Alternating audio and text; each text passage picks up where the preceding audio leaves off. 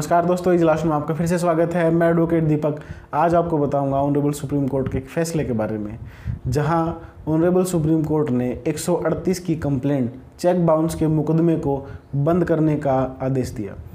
दोस्तों, किसी का चेक भी बाउंस हो जाए और उसको जेल भी ना हो, ऐसी सिचुएशन कब आ सकती है, इसके लिए हम उस केस को डिस्कस करेंगे ऑनरेबल सुप्रीम कोर्ट के जिसमें ऐसा हुआ। और उस केस का टाइटल था messrs meters and instrument private limited versus Kanchan Mehta. इस केस का तारीख फैसला है 5 अक्टूबर 2017।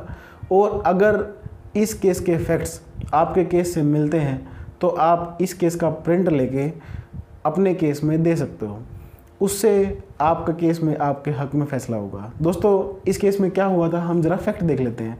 कंचन मेहता ने जो कंपनी है एक्यूज्ड, उससे कुछ पैसे लेने थे। उस पैसे के एवज में कंपनी जो है कंचन मेहता को एक चेक दे देती है।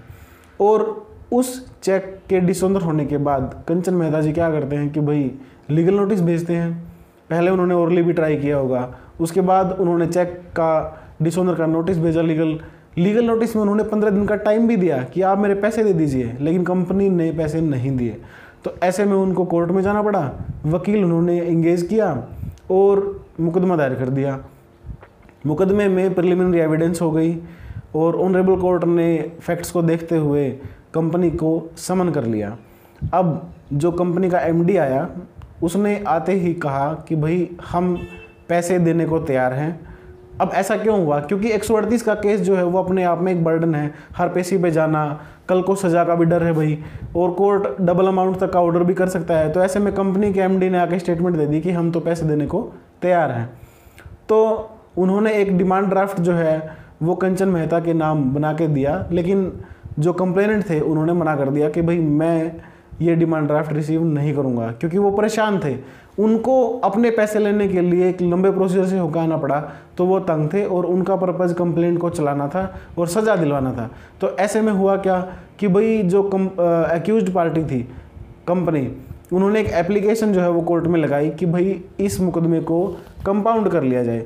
अब मुकदमे को कंपाउंड करने की जो एप्लीकेशन है वो ट्रायल कोर्ट ने डिसमिस कर दी। उसका कारण उन्होंने दिया कि भाई जब भी हमें कोई ऐसा क्रिमिनल कंप्लेंट को कंपाउंड करने की बात आती है तो वहाँ पे कंप्लेनेंट की कंसेंट ज़रूरी है, और कंप्लेनेंट की कंसेंट के बिना हम इस मुकदमे को कंपाउंड नहीं कर सकते। तो उस ऑर्डर के खिलाफ जो कंपनी थी वो घबरा गई, तो उसके बाद वो हाई कोर्ट चली गई।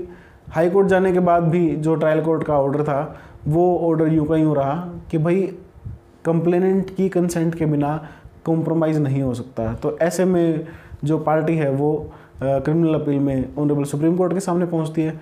ऑनरेबल सुप्रीम कोर्ट ने फैक्ट्स को देखा कि भाई कंपनी पैसे देने को तैयार है, तो उन्होंने जो है इस मैटर को अच्छे से इलेबोरेट किया। ऑनरेबल सुप्रीम कोर्ट ने कहा कि भाई चेक बाउंस का केस जो है वो प्योरली क्रिमिनल नेचर का नहीं है, इसमें सिविल का नेचर भी आता है, और इस मुकदमे का प्योर पर्पज़ सज़ा देना नहीं है, पैसे दिलवाना है। और अगर कंपनी पैसे देने को तैयार है और जो कॉस्ट कोर्ट लगाएगी और जो इंटरेस्ट है वो देने को तैयार है, तो इस मुकदमे को बंद कर देना चाहिए और कोर्ट जो है इस मुकदमे को बंद कर सकती है। तो इस वीडियो में आपने जाना कि भाई अगर कोई एक्यूज जो है वो कंप्लेनेंट के पैसे देने को तैयार है, तो कोर्ट जो है उसको अगर एक स्पेसिफिक टाइम दे कि भाई आप जो है इस टाइम पे कॉस्ट दीजिएगा, आप इस टाइम पे जो है इतने रुपए इंटरेस्ट दीजिएगा, इतनी अमाउंट दीजिएगा, और वो जो एक्यूज्ड है वो भरने को तैयार है, तो ऐसे में कोर्ट जो है उस मुकदमे को बंद कर सकती है। तो इस वीडियो में इतना ही दोस्तों। अगर आपको वीडियो में जानकारी सही लगी, वीडियो को लाइक करना, चैनल को सब्सक्राइब करना, साथ ही बेल आइकन को जरूर प्रेस कीजिएगा ताकि हर वीडियो की नोटिफिकेशन आप तक सबसे पहले पहुँचे। Thank you.